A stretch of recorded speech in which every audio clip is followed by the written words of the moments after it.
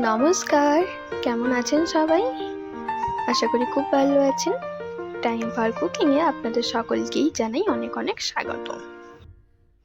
আজকে কিভাবে সহজেই বাড়িতে একদম সহজ পদ্ধতিতে মুখরোচক স্ন্যাক্স বানিয়ে নেবেন সেই রেসিপিটি শেয়ার করব।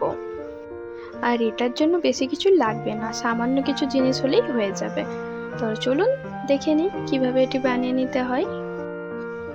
এখানে দেখুন আমি কড়াইয়ে গরম জল করে তাতে সয়াবিনগুলো প্রায় 5 মিনিটের মতো ভিজিয়ে রেখেছিলাম। তাতে দেখুন সয়াবিনগুলো সিদ্ধ হয়ে গেছে আর ফুলে গেছে। তারপর সয়াবিনগুলো থেকে ভালো করে জল নিচড়ে সয়াবিনগুলোকে মিক্সিতে ভালো করে ঘুরিয়ে নেবো, তাতে গ্রেট হয়ে যাবে একদম ছোট ছোটোভাবে।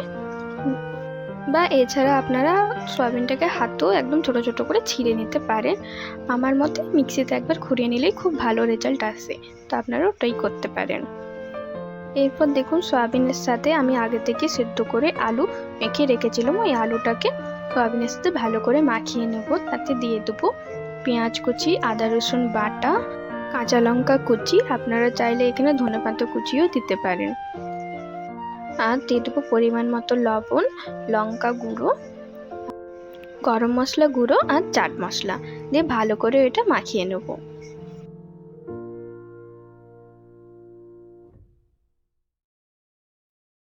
মাখানো হয়ে গেলে হাতের সাহায্যে এটাকে যে কোনো একটা শেপ দিয়ে দেবো। আমি এইরকম শেপ দিয়েছি, লম্বা করে একটু।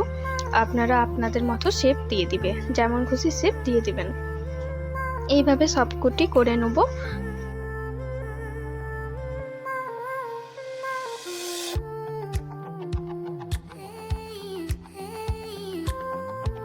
এখানে দেখুন আমার সবগুলো বানানো হয়ে গেছে। এবার একটি পাত্রে কর্নফ্লাওয়ার সাথে জল দিয়ে গুলে নেব, ঠিক এইরকম ভাবে হবে ঘনত্বটা। তারপর ওইগুলোকে কর্নফ্লাওয়ারের মধ্যে ডুবিয়ে ব্রেড ক্রাম্বসে কোট করে ডুবো তেলে ডিপ ফ্রাই করে ভেজে নেব। এপিট ওপিট একদম লাল লাল করে ভেজে নেব।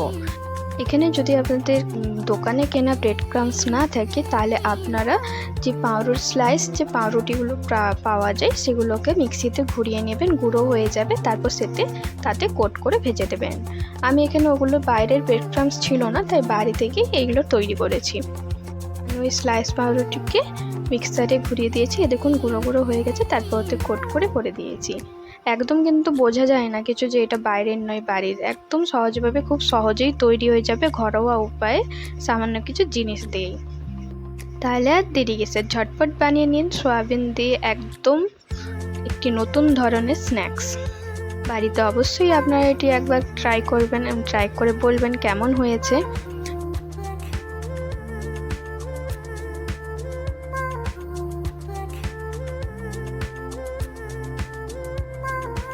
আপনাদের কেমন লেগেছে অবশ্যই জানাবেন। আর যদি ভালো লেগে থাকে লাইক করে দেবেন এবং সাবস্ক্রাইব করে আমার পাশে থাকবেন। Thanks for watching.